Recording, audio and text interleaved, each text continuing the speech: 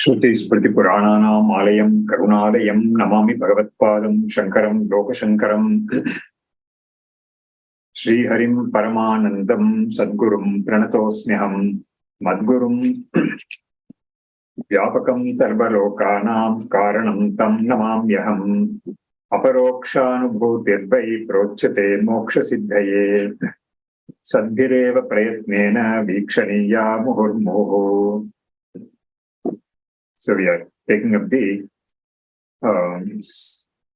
9th shloka, which is on Mukshutvam.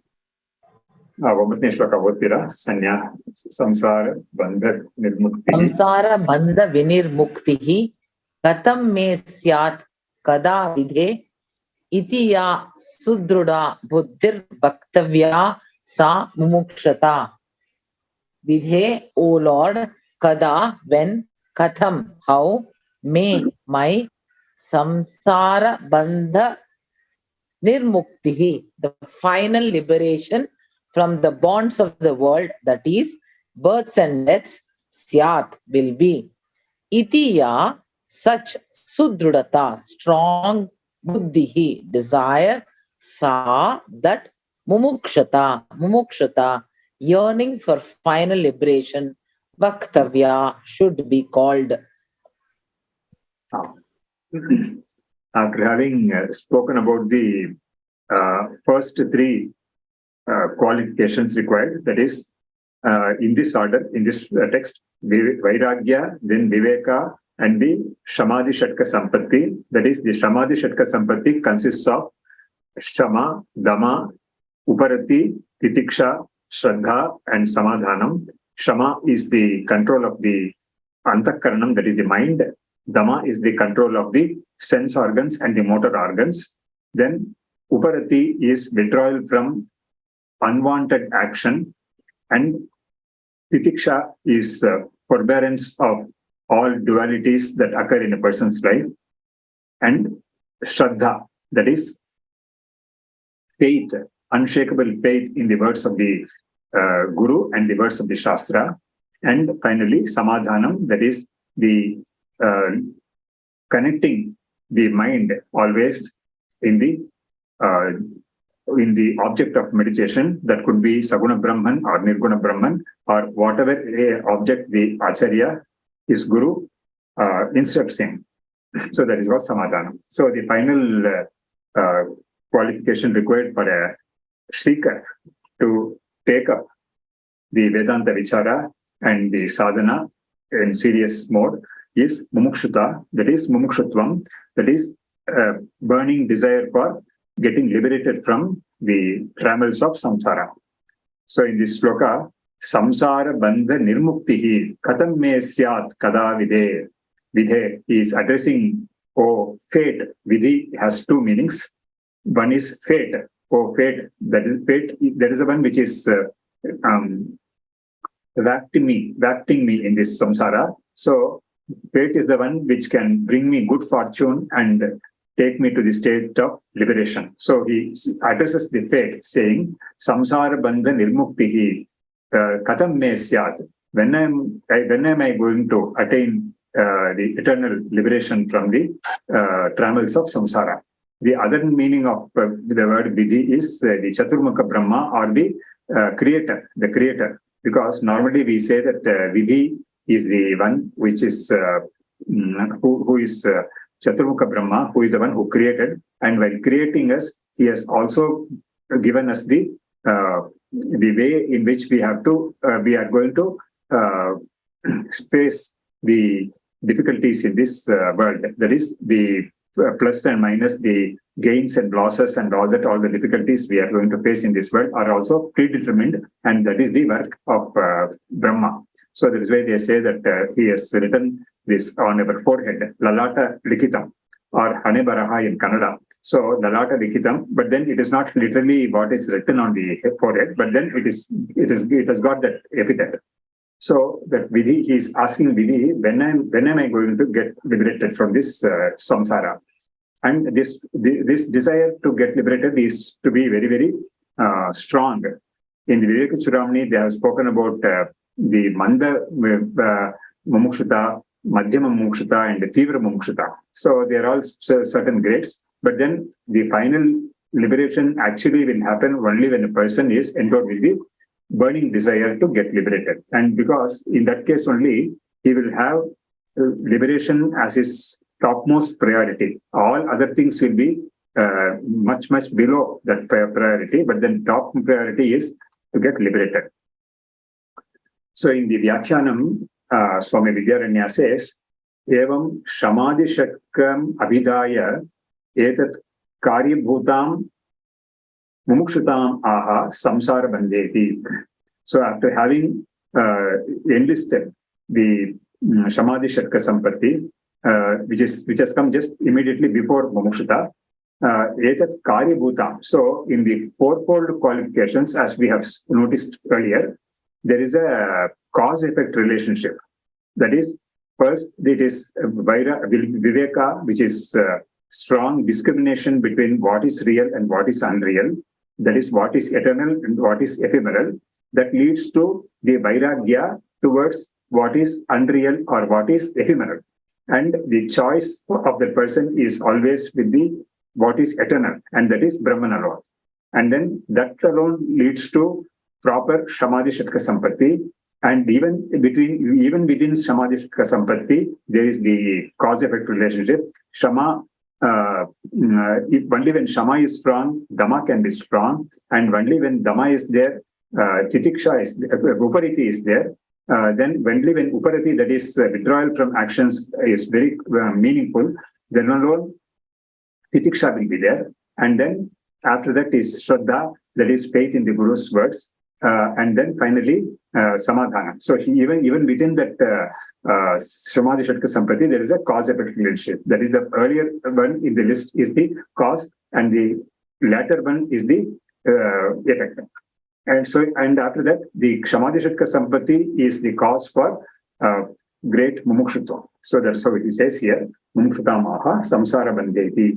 Iti ya sudruda buddhihi sa mumukshata vaktavya iti anvayaha. So when a person has got such a burning desire, when indeed am I going to get liberated from samsara?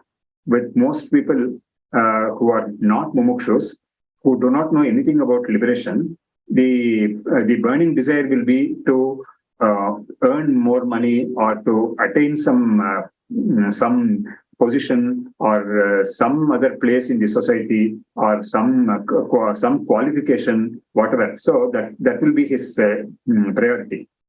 Like, for example, a person who wants to become a great sportsman, for him that alone is his priority. But then in the case of mumukshus, the attainment of mukti, that is final liberation from the world, that is the topmost priority.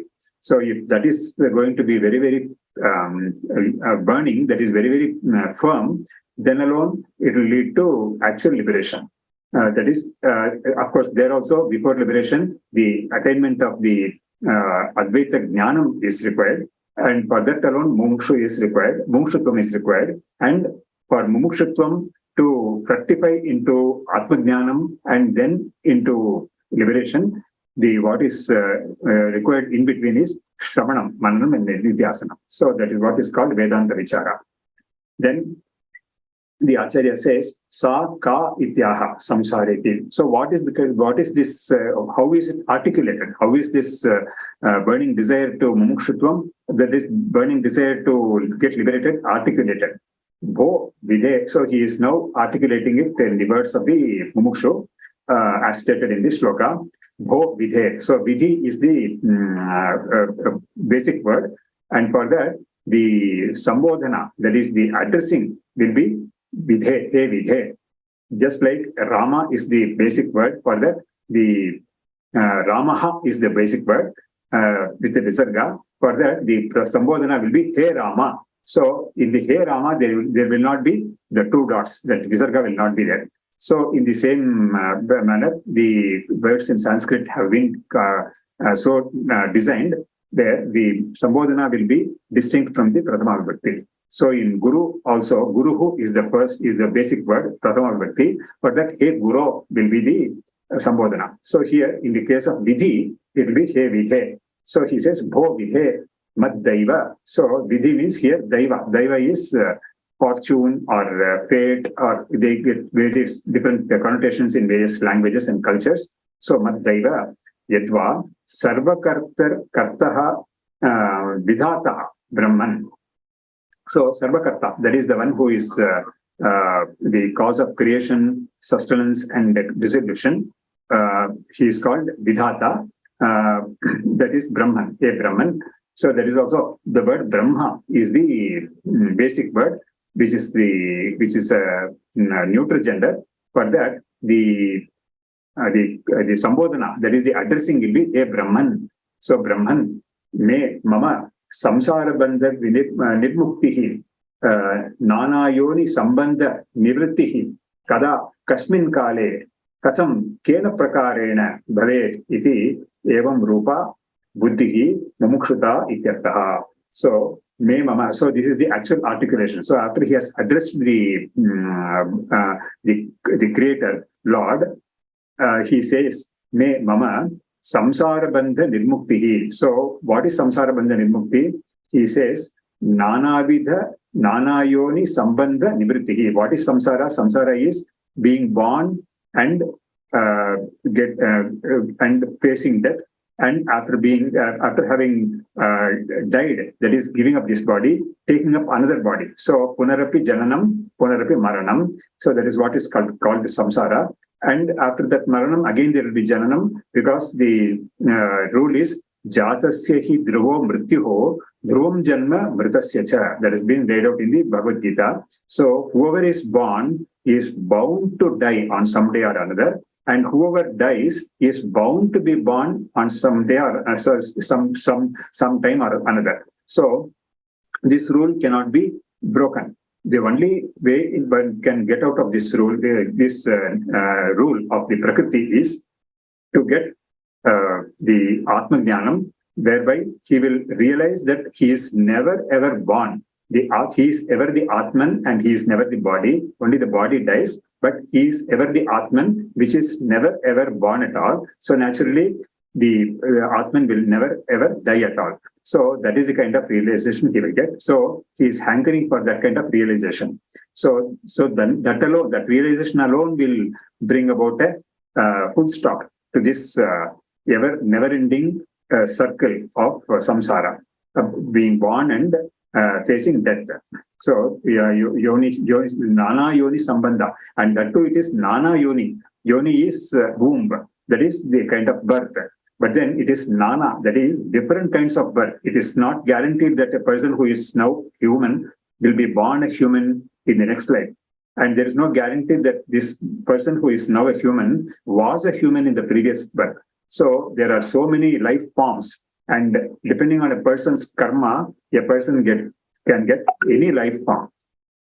That is why in the Mundaka Upanishad there is a mantra which says, a person who has done very great karma here, in punya karma here, and has gone to some punya loka, and after having enjoyed all the benefits or all the enjoyments in the punya loka, he will return. But then that mantra says that he might return to this world of humans, or he might even go to lower worlds than the human world. So the lower worlds are animal and plant life and all that. So depending on his karma, he might end up in some other lower worlds also. So that is not guaranteed. That is not known. That's why it is said, Grahana Karmano Gatihi. Nobody knows that what life he is going to get next, what life form he is going to get next. So here he says, Nana Yoni Sambandha Nivrittihi. That is a freedom from a cessation of this series of being birth and dying, but that kind of series, when is it going to end? Kada, kasmin kale, when is it going to end? This one aspect of the question. And the other aspect of that longing is, Katham kena prakarena. So this katham is not actually stated in this sloka, but the commentator says that this also is involved there. Because a person who wants to know when this is going to end, also wants to know that how this will end, because that is also very important. Only then he can take steps to attain that method, attain that way, or follow that way, and attain that goal of cessation of samsara. So katham kena prakarena bhavet iti evam rupa buddhihi mumukshita ityartha. So he may not articulate it this way, but then if he has that kind of an idea, he has got that kind of a thought in his mind, a very strong thought, that is called mumukshutva. So with this, the fourfold qualification of viveka, vairagya, samadhi, shatka, sampatti, and mumukshutvam has been stated by the acharya with their characteristics also. So now we are moving to the 10th verse. Ukta sadhana yuktena. Ukta sadhana yuktena vicharaha purushena hi kartavyo jnana siddhyarthamatmanaha shubhamichata. Ukta sadhana yuktena, in possession of the said qualifications as a means to knowledge, atmanaha, of one's own, shubhamichata, desiring good, purushena, by a person, he only, jnana siddhyartham, with a view to attaining knowledge, vicharaha, constant reflection, kartavyaha, should be practiced. So after having stated all the fourfold qualifications, what next? Mukta sadhana yuktena vicharaha purushena hi kartavyaha jnana siddhyartham atmanaha shubhamichata. So a person who is desiring the supreme good for oneself, that is called the purushartha. Purushartha, the word purushartha means the goal or aim which a person wants to attain, which a human wants to attain. So those purusharthas are stated to be 4 in number: dharma, artha, kama, and moksha. And moksha is the purushartha of liberation, that is the highest one. So here, that is what is relevant here. So shubham means that highest purushartha of moksha. A person who is endowed with these characteristics, ukta sadhana yuktena. Ukta sadhana is the fourfold qualifications. Ukta, that has been stated already. Yuktena, a person who is endowed with this. Purushena, a person who is endowed with this, he has to now undertake vichara. Vichara is inquiry.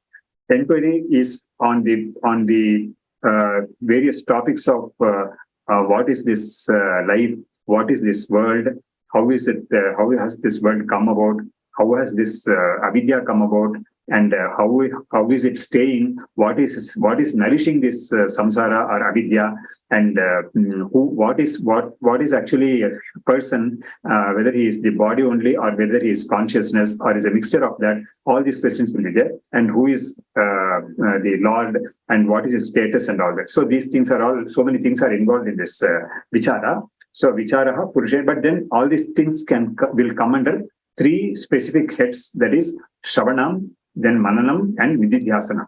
So this is how the vichara has been structured.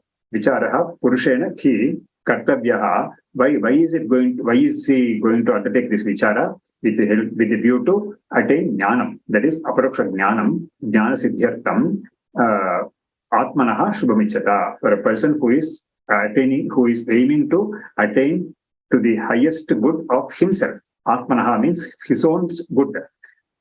So this is the shloka. In the commentary, the Acharya Swami Vidyaranya gives a lot of information here.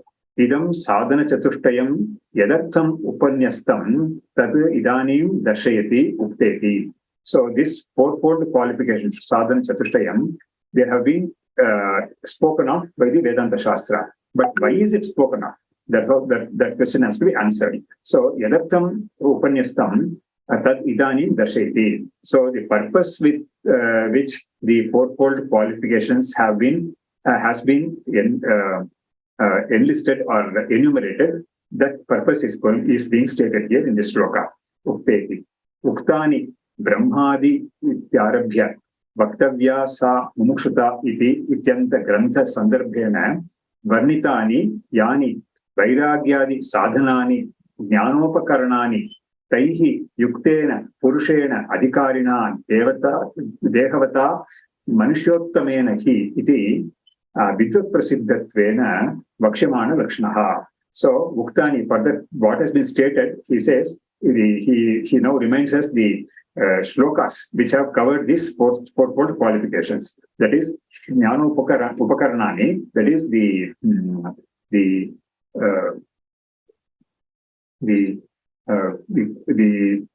factors that are required for a person to undertake this vichara. That has been stated as fourfold qualifications. Jnana Upakarnani.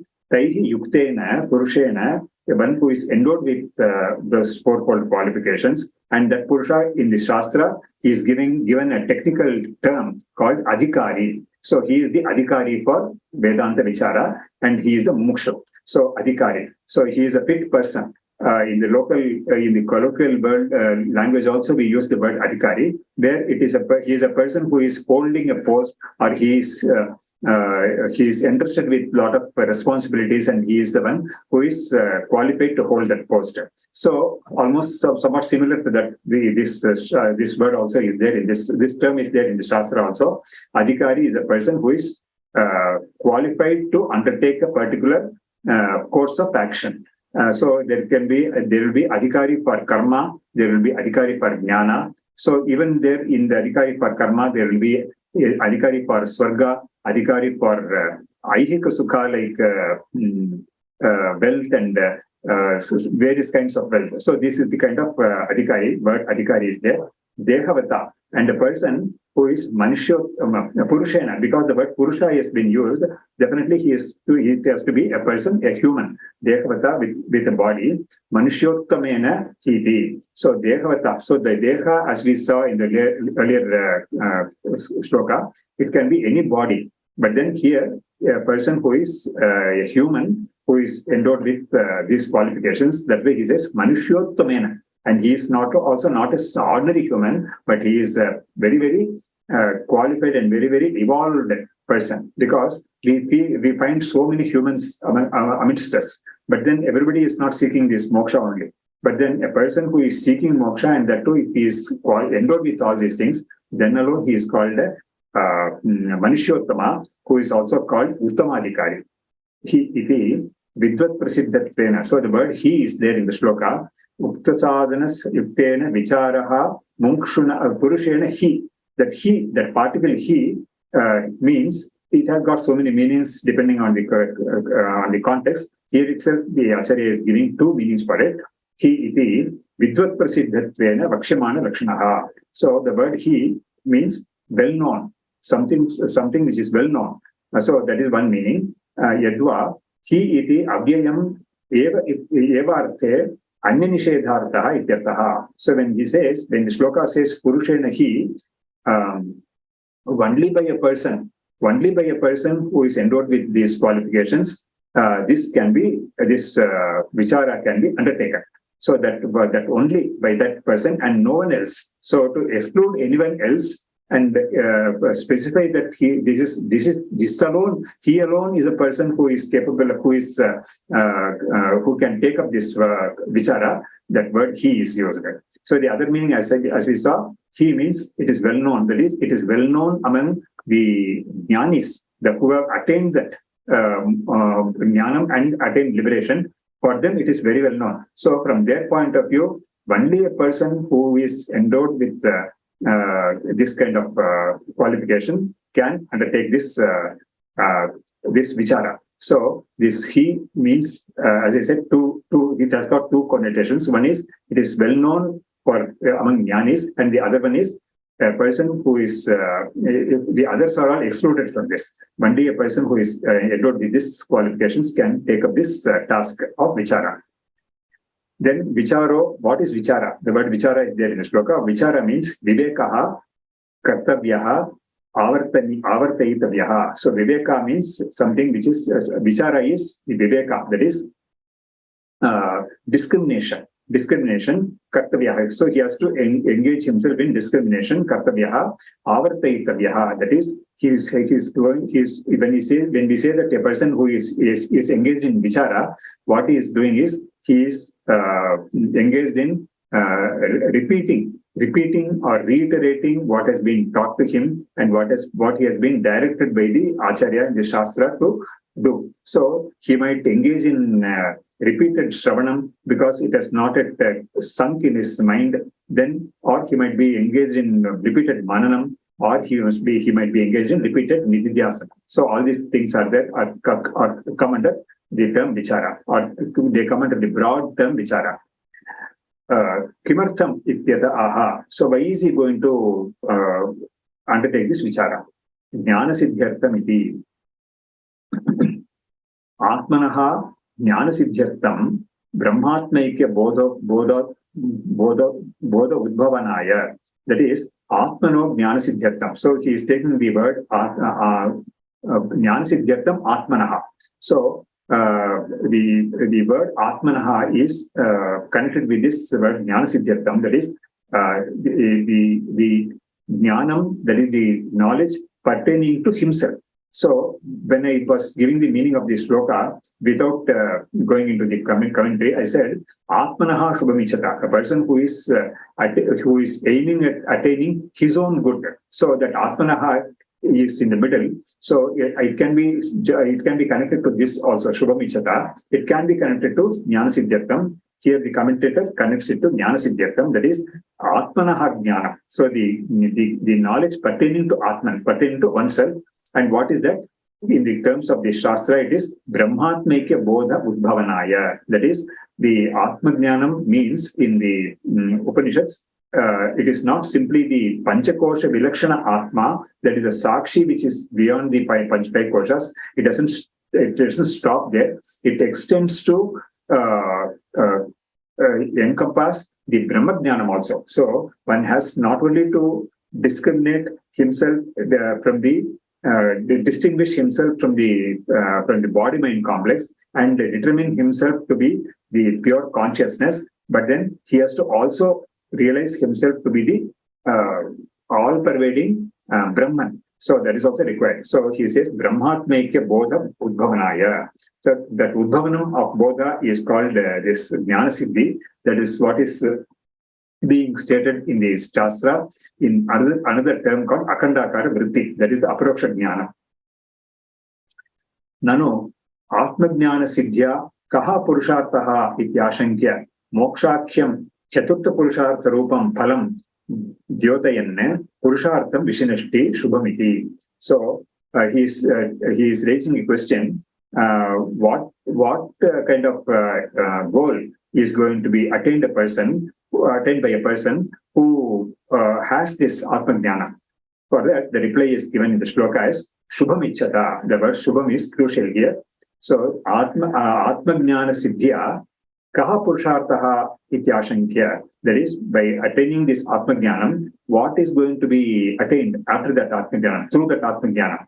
Ityashankya Mokshakhyam Chaturtha Purushartha Rupam. So the fourth and the final or the ultimate supreme goal, that is called moksha, Purushartha, is what is stated here. Phalam, that is the fruit of this Atmajnanam. So now if we can take a view of what we have covered so far, we have to see a kind of a chart that the Shastra places before the aspirant or places before the person who comes to this Shastra. First, a person will have to engage in his Vihita Karma by doing all his enjoying their duties as in the form of Karma Yoga, and then attain Chitta Shuddhi, and then that will result in the fourfold qualifications, and that will make him qualified for that will qualify him for taking up Vichara, and Vichara will result in Atmajnanam, and Atmajnanam will result in Moksha. So this is the chart the Shastra gives. So here all that is stated in this one word called Shubham. phalam jyotayan purushartham vishnashti. So what is that purushartha that is being stated in this sloka as Shubham? Shubham Paramananda Rupatvena Mangalam Moksha Sukham Ityataha. Shubham means something which is very, very good, which doesn't have any mixture of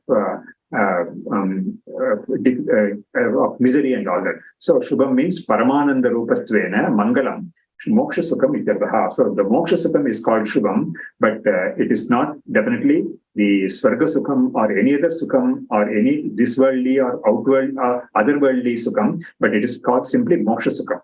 Because all the otherworldly Sukham and this worldly Sukham will come to an end, and also they will be dependent on contacting some or the other sense object only, whereas this Moksha Sukham is his own Atma Swarupa Sukham that will come into manifestation when he attains this Atma Jnanam.